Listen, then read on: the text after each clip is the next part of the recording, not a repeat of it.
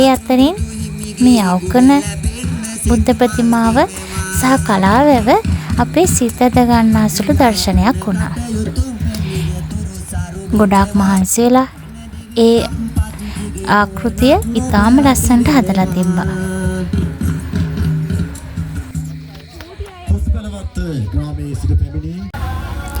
උතුම් වූ පොසොන් පෝය දවසේ අද රාත්‍රියේ අපි පොසොන් කලාපයක් බලන්න ගියා. අද අපි ගියේ ලුණුගම සිරිපැරකුම් විහාරස්ථානය මගින් සංවිධානය කරපු පොසොන් කලාපය බලන්න. ඉතින් ඊටාම ලස්සන විසක් කූඩු තොරන් දන්සල් ගොඩාක් තිබුණා. ඉතින් බලන්නකෝ ඒ අතරින් මේ අවකන බුද්ධ ප්‍රතිමාව සහ කලාවැව අපේ සිත ඇද ගන්නා සුළු දර්ශනයක් වුණා. ගොඩාක් මහන්සි වෙලා ඒ ආකෘතිය ඉතාම ලස්සනට හදලා තිබ්බා.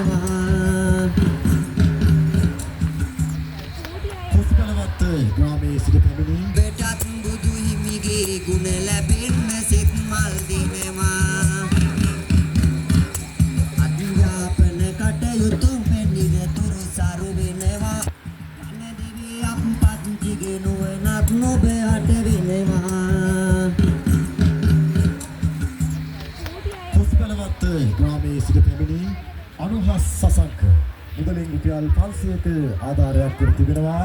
ඔහුගේ ප්‍රථම අධ්‍යාපන කටයුතු සාර්ථක වීම.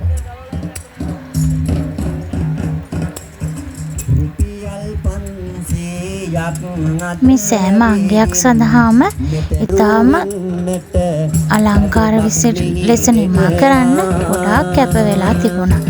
ඒ සෑම දෙනාටම අපි හදපිරි භක්තියෙන් යුක්තව ස්තුතිවන්ත වෙනවා. මේ බලන්න මේ අපූර්ව කලා නිර්මාණයේ ලස්සන.